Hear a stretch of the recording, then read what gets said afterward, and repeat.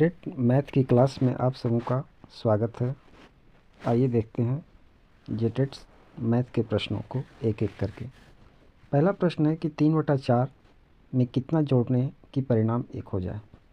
तो 3/4 जोड़ x बराबर 1, इसलिए x बराबर 1 घटाव 3/4। तो इसको हम लोग भिन्न का घटाव निकालेंगे।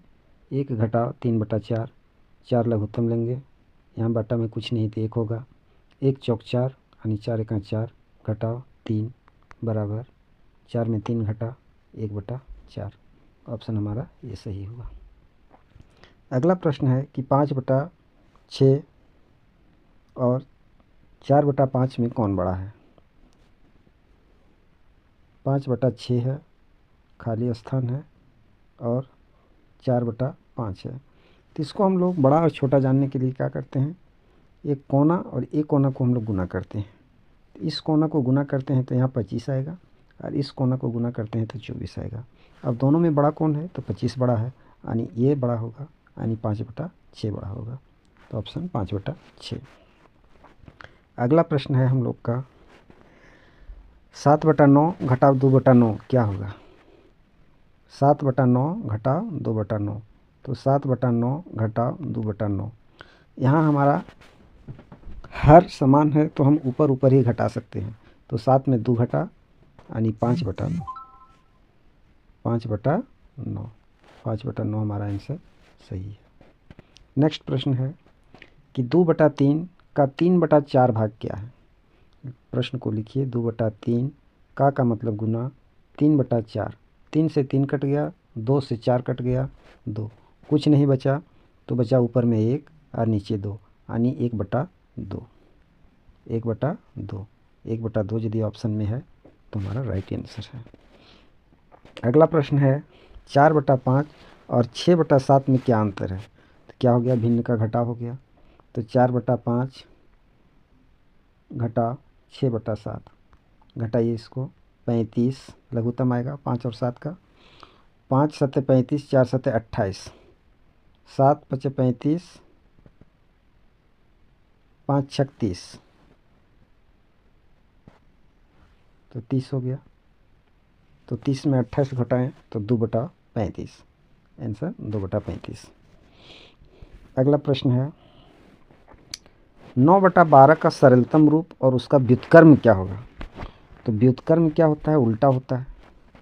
9/12 का सरलतम रूप क्या होगा, 9/12। 3 से काट देंगे तो 3/4, 3/4 और 4/3, इसका उल्टा व्युत्क्रम मानी उल्टा 4/3। आंसर है ऑप्शन नंबर ये देखिए यहाँ दिया गया।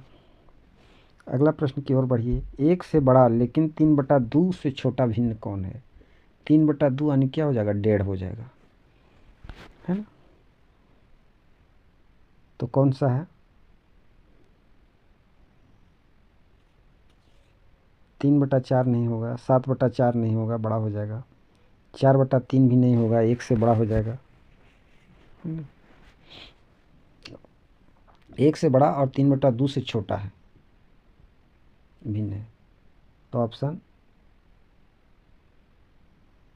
ये है, ऑप्शन ये बिल्कुल सही जवाब। अगला प्रश्न की ओर बढ़ते हैं।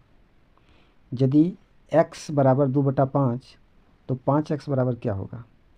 तो 5x यानी 5 गुना 2/5, काट दीजिए तो कितना आया, 2 आंसर आया। अगला प्रश्न 3/8 और 5/8 का सरलतम रूप।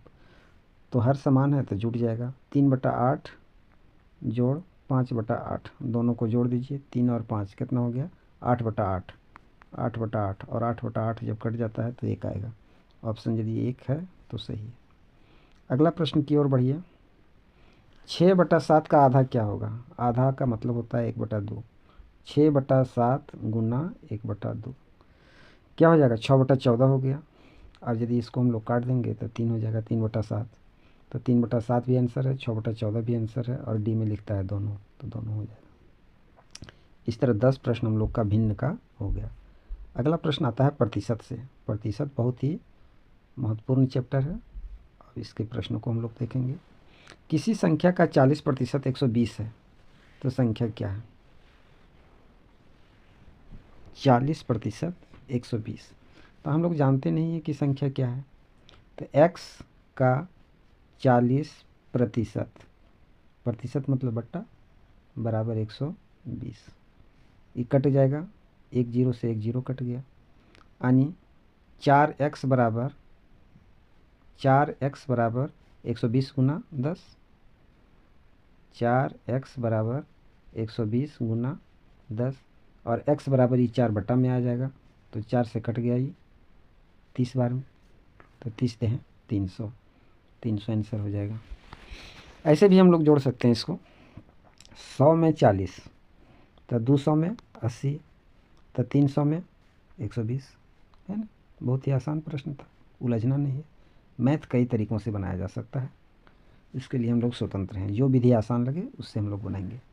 12.5 का प्रतिशत, 12.5% का भिन्न, तो 12.5 प्रतिशत का मतलब होता है बटा 100। अब ये भिन्न के रूप में आ गया, अब से हम लोग काटेंगे तो कितना आएगा, ये कट जाएगा 8 बार में, यानी 1/8, है ना। या ऐसे भी हम लोग काट सकते हैं, 125, 100 और दशमलव यहाँ था तो दशमलव के बदले एक जीरो हो जाएगा, है ना। 25 से कट गया 5 बार में, 25 से कट गया 4 बार में, 5 से कट गया 2 बार में, 4 दूनी 8, ऊपर में कुछ नहीं बचा, एक बचा, तो इस तरह 1/8।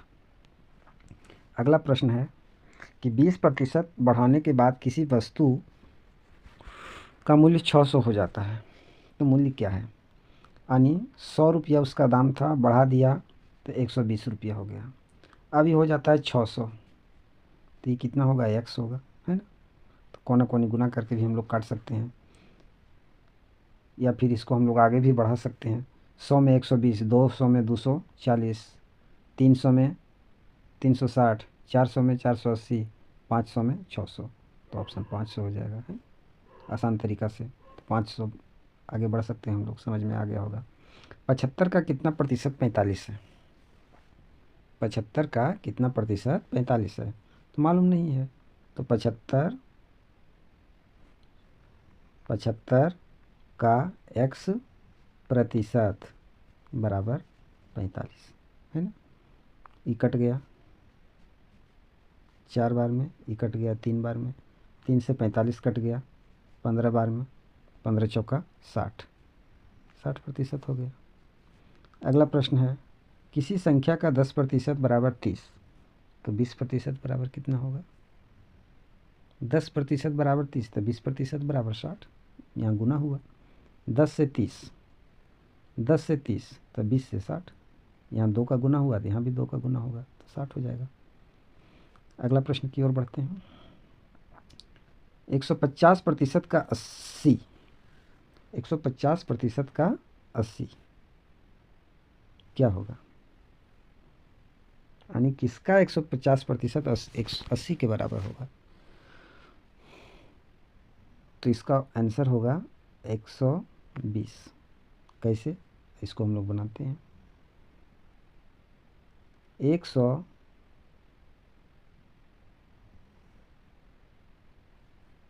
नहीं, 150 का प्रतिशत 80 यानी 120। क्वेश्चन थोड़ा कंफ्यूजिंग क्वेश्चन है, मिसप्रिंट है। आगे बढ़ते हैं। 5/8 को प्रतिशत में बदलने पर, 5/8 है, इसको प्रतिशत में बदलिए, क्या आता है? 5/8 है, प्रतिशत में बदलने के लिए हम लोग क्या करते हैं, गुना, नीचे 100 आना चाहिए, तो ऊपर में भी हम लोग को 100 से गुना करना होगा। अब इसको हम लोग काट दीजिए, कितना आएगा, 12.5, और 12.5 को 5 से गुना करेंगे तो 62.5 आएगा ना, नहीं 62.5 नहीं आएगा, 67.5 आएगा। 12×5 60 हो गया, और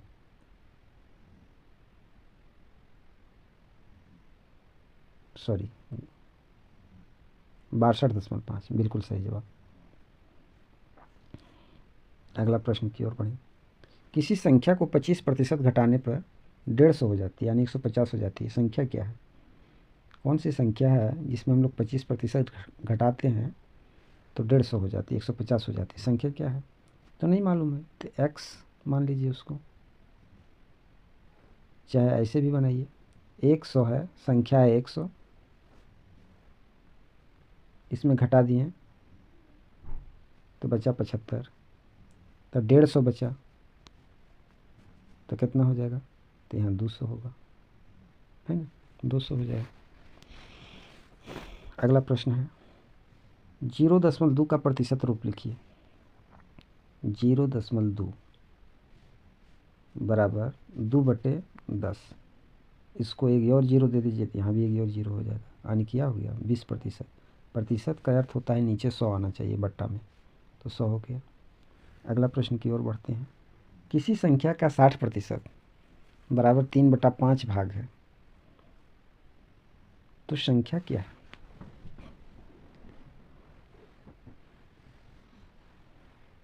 60% यानी 60%, 60/100, ये जीरो से जीरो कट गया, 2 से काटेंगे तो 3 हो गया, ये हो गया 5, 3/5। 3/5 किसका होगा, यानी 1 का होगा, है। नेक्स्ट प्रश्न, ये 10 प्रश्न हम लोग का प्रतिशत से भी बन चुका है। अब लाभ हानि का प्रश्न है। क्रय मूल्य है 400 और प्रतिशत है, लाभ है 25%, तो विक्रय मूल्य क्या हुआ। तो सिंपल सा प्रश्न है कि 100 रुपया में ख़रीदा तो 125 रुपया में बेच दिया। तो क्रय मूल्य है इसका 400, तो 400 में ख़रीदेगा तो कितना में बेचेगा, इसका भी 4 गुना हो जाएगा, तो 500 हो जाएगा, है ना। Option number C 500। किसी वस्तु को 20% हानि में बेचने पर विक्रय मूल्य 240 रुपया है, तो क्रय मूल्य क्या है। एकदम आसान सा प्रश्न है, यानी 100 रुपया में ख़रीदा गया तो बेचा गया 80 रुपया में, तो विक्रय मूल्य है 240 रुपया। तो कितना में ख़रीदा है, तो 300 में ख़रीदा है।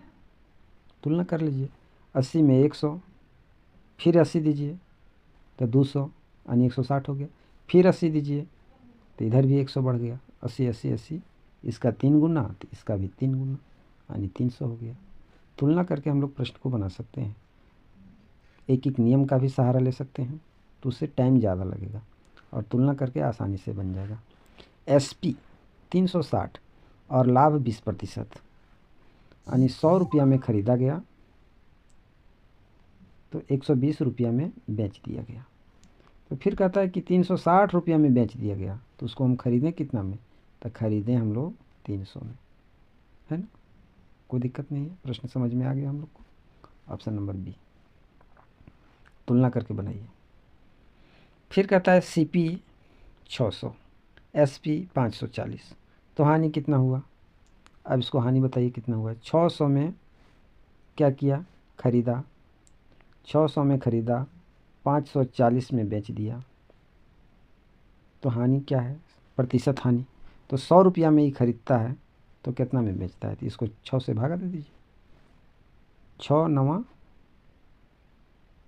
54, है ना, 90, यानी 100 रुपया में ख़रीदता है तो 90 रुपया में बेचना पड़ेगा। तो हानि कितना हुआ 10 रुपया, तो 100 में 10 रुपया, यानी 10% का हानि हुआ, है ना, 10% का हानि हुआ। फार्मूला में भी बना सकते हैं, हानि बराबर विक्रय मूल्य घटाओ क्रय मूल्य, और हानि प्रतिशत बराबर भी हम लोग लिख के बना सकते हैं, तो प्रक्रिया लंबा हो जाएगा। तुलना करके हम लोग का आसानी से बन जाता है। 10% लाभ पर SP 330 है, तो CP क्या होगा।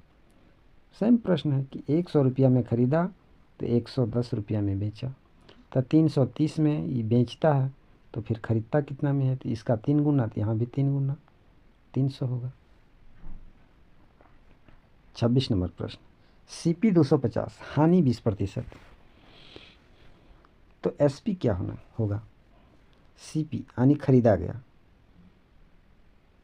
तो 100 रुपया में ख़रीदा गया तो 80 रुपया में बेचा गया, तो ख़रीदा कितना में, 250 में ही ख़रीदा, तो कितना में बेचेगा, तो 100 से 80, तो 200 से 160, 160 और 50 का 40 यानी 200 हो जाएगा, है ना।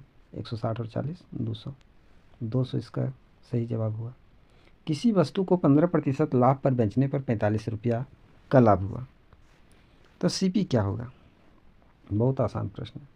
100 रुपया में ख़रीदा, 115 रुपया में बेचा, और लाभ कितना हो गया इसको, 45 रुपया का लाभ हुआ। यानी 100 रुपया में ख़रीदा गया तो 15 रुपया का लाभ होता है, तो 45 रुपया का लाभ हुआ तो कितना हुआ, 300 में वो ख़रीदा होगा, है ना। 100 रुपया में 15 रुपया का लाभ, यानी 15 रुपया लाभ होने के लिए इस 100 रुपया का कारोबार किया, तो 15 तिया 45 का कारोबार हुआ, तो 300, 100 तिया 300 हो जाएगा। सीपी और एसपी 5/6 हो तो लाभ प्रतिशत ज्ञात कीजिए। यानी 5 रुपया में खरीदता है तो 6 रुपया में बेचता है, सीधा सीधी प्रश्न है। तो प्रतिशत का बात जब भी होता है 100 में होता है, तो यहाँ से हमको 100 लाना है, तो इसको भी वैसा ही तुलना कीजिए। यानी 5 को हम 20 से गुना किए तो